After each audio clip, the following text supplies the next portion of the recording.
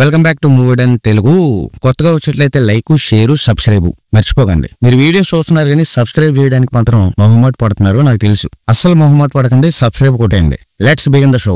వారం నుంచి పుష్ప 2 మీద వీడియోలు చేసి చిరాకు దొబ్బిందండి. ఇంకా ఆపేస్తున్నాను పుష్ప 2 మీద videos. Okay, Pushpa 2 collection Telugu కన్నా హిందీలో బెటర్ గా ఉన్నాయి. దీని గురించి ఆర్జీవి సెటైరికల్ గా ట్వీట్ చేశాడు, భలే చేశాడు. చెప్తాను అదేంటో. ఆర్జీవి ట్వీట్ ఎలా ఉందంటే, పుష్ప 2 అనే తెలుగు ఫిల్మ్ హిందీలో డబ్ అయినట్లేదు, పుష్ప 2 అనే హిందీ ఫిల్మే తెలుగులో డబ్ అయినట్టుంది. మామూలు సెటైర్ కాదు సార్ ఇది. అలాగే ఇంకో ట్వీట్ కూడా చేశాడు, బాలీవుడ్ హిస్టరీలో ఒక బిగ్గెస్ట్ ఫిల్మ్ యాక్టర్ ఒక తెలుగోడు, కానీ అతనికి హిందీ రాదు, ఇది కూడా చేశాడు. సో ఇవన్నీ పక్కన పెడితే ఇప్పుడు మనం నందమూరి మోక్షజ్ఞ అండ్ ప్రశాంత్ వరం గారి మూవీ గురించి మాట్లాడుకుందాం. మీరు అనొచ్చు, ఏంట్రా గేమ్ చేంజర్ అప్డేట్స్ లేవా అని. యాజ్ ఆఫ్ నౌ అయితే గేమ్ చేంజర్ నుంచి ఎలాంటి అప్డేట్స్ లేవు. అప్డేట్స్ రాగానే చెప్తాను, కంగారు పడద్దు. నందమూరి మోక్షజ్ఞ గారి గురించి ఒక విషయం చెప్పాలండి. అసలు మోక్షజ్ఞ గారికి ఫిల్మ్స్ అంటే ఇంట్రెస్ట్ ఉందా లేదా, లేకపోతే ఏం ఇంట్లో ఫోర్స్ చేస్తే వచ్చారా తెలియదు, కానీ ఫిల్మ్స్ లోకి అయితే కొంచెం ప్రిపరేషన్ తో వచ్చారు. ఎందుకంటే యాక్టింగ్ స్కూల్ పంపించడం, డాన్స్లు, ఫైట్లు నేర్పించి బాలకృష్ణ గారు ఇదంతా చేసి సెటప్ చేశారు. సో ఫస్ట్ ఫిల్మ్ ప్రశాంత్ వరం గారితో చేయాలనుకున్నారు, ఎందుకంటే హనుమాన్ మూవీ హిట్ అవడం అన్ని చూశారు బాలకృష్ణ గారు. సో ప్రశాంత్ వరం గారు కూడా దానికి తగిన విధంగానే ఒక మంచి స్టోరీ రాసి అది బాలకృష్ణ గారికి నరేట్ చేయడం ఇదంతా జరిగింది. సినిమా సెట్స్ పై కూడా వెళ్ళబోతుంది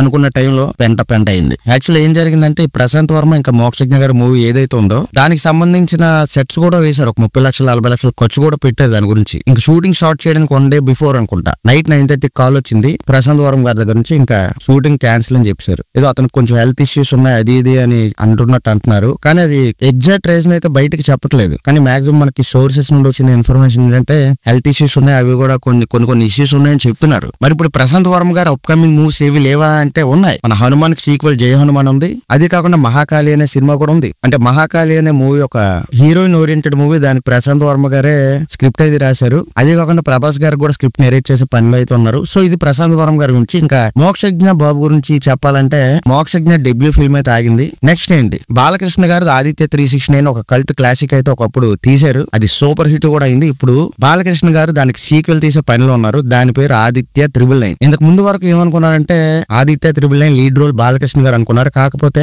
ఇప్పుడు లేటెస్ట్ గా వచ్చిన ఇన్ఫర్మేషన్ ఏంటంటే అందులో లీడ్ రోల్ మన మోక్షజ్ఞ బాబు, నాట్ బాలకృష్ణ గారు. బాలకృష్ణ గారు మూవీని డైరెక్ట్ చేయబోతున్నారు. ఇప్పుడు నేను ఇక్కడ 2 విషయాలు చెప్పాలండి. ఒకటి, క్లాసిక్ మూవీస్ ఏమైతే ఉన్నాయో వాటిని రీమేక్ అని చెప్పి సీక్వెల్స్ అని చెప్పి చెడవద్దు. 2, హీరోస్ యాక్టింగ్ చేయండి, డైరెక్టర్స్ డైరెక్షన్ చేయండి, బాగుంటది. అంతేగాని నేనే అన్ని చేసేస్తా, batting, bowling, fielding, I'm all rounder అంటే వర్కౌట్ అవ్వదు. ఇప్పుడు కొంతమందికి వర్కౌట్ అయ్యి ఉండొచ్చు. మన అడవిశేష్ గారు ఉన్నారు, అడవిశేష్ గారు హీరోగా చేశారు, డైరెక్టర్ గా కూడా చేశారు. అతను ఫస్ట్ ఫిల్మ్ కూడా అతనే డైరెక్ట్ చేశారు, అని మూవీ ఏమంది ఫెయిల్ అయింది. ఆ తర్వాత అడవిశేష్ గారు కొన్ని ఫిల్మ్స్ కి స్క్రిప్ట్ రాయడం, స్క్రీన్ ప్లే చేయడం అది ఇది చేశారు అనుకోండి, అది వేరే విషయం. అలాగే విశ్వక్సేన్ గారు, అతను హీరో, కాకపోతే అతని దగ్గర కొంచెం డైరెక్టర్ స్కిల్స్ కూడా ఉన్నాయి. మన మాస్ కదాస్, దమ్కి ఇలాంటివి చేశారు, ఓకే పర్వాలేదు. ఒక హీరో డైరెక్టర్ గా ఎవరైనా సక్సెస్ అయ్యారంటే రిషబ్ శెట్టి చెప్పుకోవచ్చండి. కాంతారా చూసారు కదా ఎలా ఉంటుందో సినిమా, మరి హీరోయే డైరెక్ట్ చేశారు కదా, ఎలా హిట్ అయింది. ఎందుకంటే రిషబ్ శెట్టి గారిలో హీరోతో పాటు ఒక డైరెక్టర్ కూడా ఉన్నారు. అలాంటి క్వాలిటీస్ చాలా రేర్ గా మాత్రం జరుగుతాయి. ఇప్పుడు మన తమిళ ఇండస్ట్రీ ఉంది, ఎస్జే సూర్య అని ఒక యాక్టర్ ఉన్నారు. అతను యాక్చువల్లీ ఫస్ట్ లో డైరెక్టర్ గానే ఇండస్ట్రీకి పరిచయం అయ్యారు. ఇప్పుడు సపోజ్ మన ఖుషి మూవీ చూసుకోండి, పవన్ కళ్యాణ్ గారిది, అది ఎస్జే సూర్య గారే తీశారు. అలాగే తమిళ్లో కూడా కొన్ని ఫిల్మ్స్ అతను డైరెక్ట్ చేశారు, ఇప్పుడు వదిలేశారు డైరెక్షన్.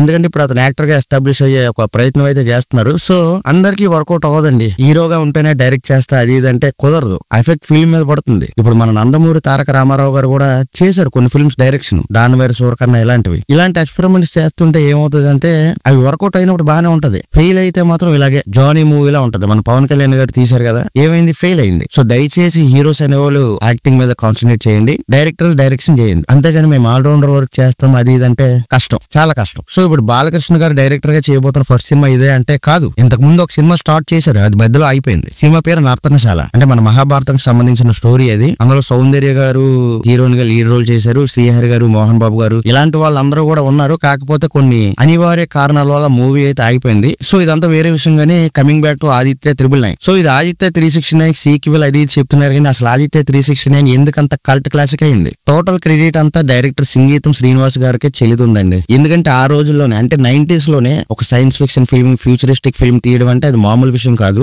ఆ రోజుల్లో కూడా ఆ ఫిల్మ్ తీయడానికి చాలా బడ్జెట్ అయ్యే ఉంటది, కానీ ఇప్పుడు ఆదిత్య 999 అంటున్నారు. అలాంటి సినిమాలు ఈ రోజుల్లో తీయాలంటే చాలా బడ్జెట్ అవుతుంది. ఎందుకంటే ఇప్పుడు ఫిల్మ్ మేకింగ్ స్టైల్ మారిపోయింది, ఫిల్మ్ మేకింగ్ కాస్ట్ మారిపోయింది. సో చాలా చేంజెస్ వచ్చేసాయి. సో ఇప్పుడు ఆదిత్య 369 లాంటి ఫిల్మ్ తీసి హిట్ కొట్టాలంటే దానికి బడ్జెట్ వైజ్ గా చాలా కాస్ట్ పెట్టాల్సి ఉంటది. సో అంత కాస్ట్ పెట్టి తీస్తేనే ఒక మంచి ప్రోడక్ట్ బయటకు వస్తుంది. నన్ను అడిగితే అలాంటి కల్ట్ క్లాసిక్ ఫిల్మ్స్ ని టచ్ చేయకపోవడం బెటర్ అండి, రీమేక్ సీక్వెల్ అని చెప్పి.